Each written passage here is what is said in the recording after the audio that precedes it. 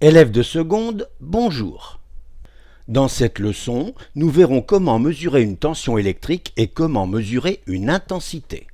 Ce sera l'occasion de faire quelques rappels et de donner quelques définitions. Ce n'est que dans la leçon suivante que nous pourrons aborder l'étude de la loi des nœuds et de la loi des mailles. Considérons un montage électrique comprenant un générateur G et deux résistors de résistance R1 et R2 montés en série à ces bornes. Le générateur possède deux bornes, la borne plus avec le potentiel le plus élevé et la borne moins avec le potentiel le moins élevé. Nous mettons mentalement le générateur dans un rectangle pointillé, ceci nous aidera à en mieux définir l'intérieur et l'extérieur.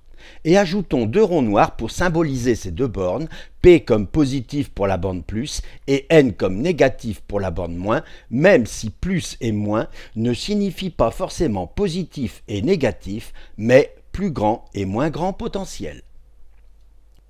Lorsque l'on ferme l'interrupteur, le courant circule dans le circuit. À l'extérieur du générateur, le courant circule de la borne plus à la borne moins. Autrement dit, le courant électrique va du potentiel le plus grand vers le potentiel le plus petit.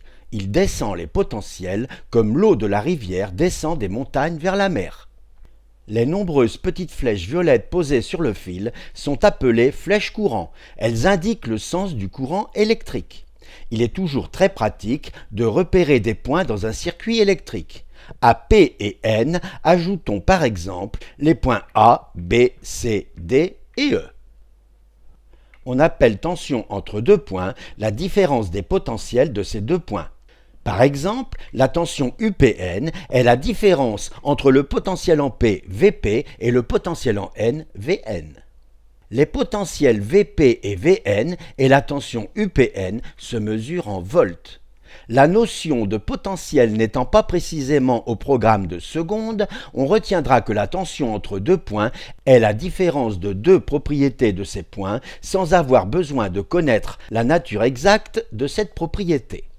La tension UPN est représentée par une flèche appelée flèche tension, mais contrairement à la flèche courant couchée sur le fil, celle-ci est décalée par rapport au circuit.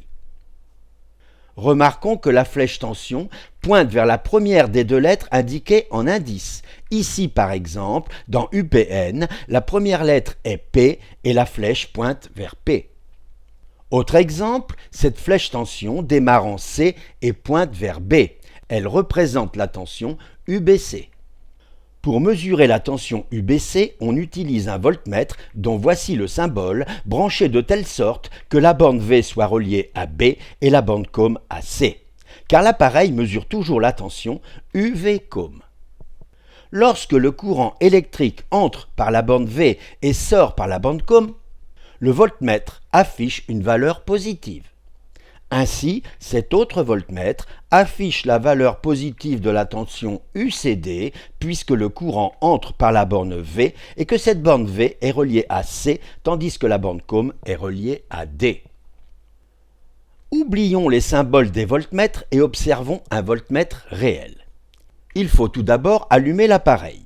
Comme l'étude des tensions alternatives n'est pas au programme de seconde, on vérifie que l'appareil est réglé en mode continu. Cet appareil en fait est un multimètre. Il peut être ohmmètre pour mesurer des résistances, ampèremètre pour mesurer des intensités ou voltmètre pour mesurer des tensions comme nous le désirons maintenant. Actuellement, l'appareil est réglé en ampèremètre comme confirmé sur l'écran. Il faut donc amener le curseur dans la zone des tensions. Maintenant que l'appareil est réglé en mode voltmètre, on peut le brancher aux bornes du résistor de résistance R1. Comme le courant entre par la borne V et sort par la borne COM, la tension affichée est positive. Comme V est relié à B et COM à C, la tension mesurée UV-COM est égale à UBC. Nous lisons UBC égale 1,4 volts, mais les zéros devant suggèrent que l'on peut augmenter la précision en diminuant le calibre, ici 600 volts, trop élevé. Sur le calibre 200 volts, on ne gagne rien. Comme le suggèrent les zéros à gauche, on poursuit avec le calibre 20 volts. La précision de la mesure 1,44 volts est meilleure, mais on peut encore l'améliorer en allant sur le calibre 2 volts.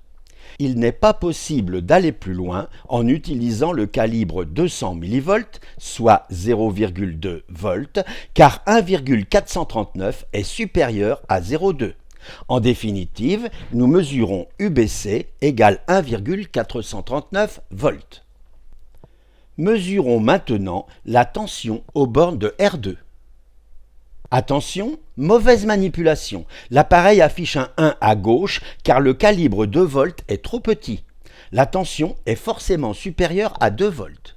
En basculant sur le calibre 20 volts, le voltmètre affiche effectivement une tension supérieure en valeur absolue à 2 volts. Comme le courant entre par la borne COM, l'affichage est négatif. Si on veut, en inversant les fils, on obtient un affichage positif. Comme la borne V est reliée à C et COM à D, la tension mesurée est UCD. UCD égale 3,06 volts. Mesurons maintenant la tension aux bornes du fil ED.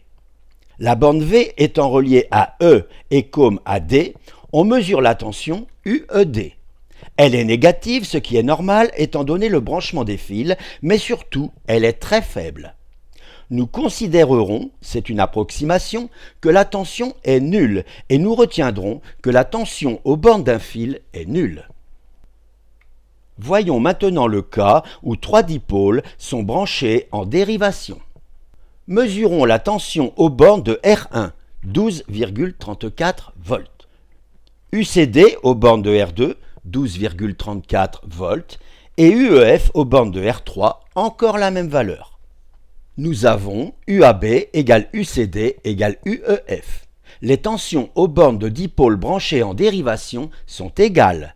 Remarquons que ces tensions sont de plus égales à UPN.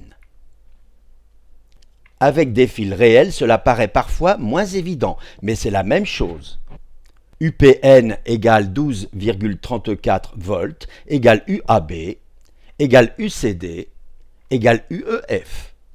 Remarquons également que la tension mesurée entre n'importe quel point en haut, par exemple E, et n'importe quel point en bas, par exemple B, est toujours la même, 12,34 volts.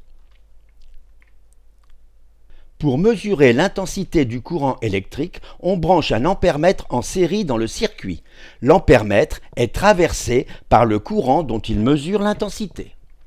Comme pour le voltmètre, le courant doit entrer par la bande A, ou plutôt MA, milliampères, car on utilise le plus souvent des petites intensités, et sortir par la borne COM pour avoir un affichage positif. Pour connaître l'intensité en plusieurs endroits, on branche plusieurs ampèremètres, comme ceci par exemple. Remplaçons les schémas d'ampèremètres par des ampèremètres réels, c'est-à-dire en plaçant le curseur du multimètre dans la zone A en vert ici. Le réglage se fait comme pour les voltmètres. Ne connaissant pas l'intensité a priori, on commence par le plus gros calibre, ici 200 mA, car on n'utilise pas la borne 10 A réservée aux intensités exceptionnellement élevées. On branche le premier ampèremètre. Comme le circuit reste ouvert, il n'y a pas de courant et il indique 0. C'est la même chose pour le deuxième ampèremètre. Avec le troisième ampèremètre, on ferme le circuit et on peut lire la valeur commune de l'intensité I égale 13,2 mA. Comme cette intensité est inférieure à la valeur du calibre suivant 20 mA, il est intéressant d'y déplacer le curseur pour profiter d'une meilleure précision. On lit maintenant 13,24 mA sur tous les appareils. Autrement dit, l'intensité du courant est la même en tout point d'un circuit série. La valeur négative affichée par le troisième ampèremètre est due au fait que le courant électrique pénètre dans l'ampèremètre par la bande COM. En inversant les fils, on obtient l'affichage positif. La leçon est terminée. À bientôt!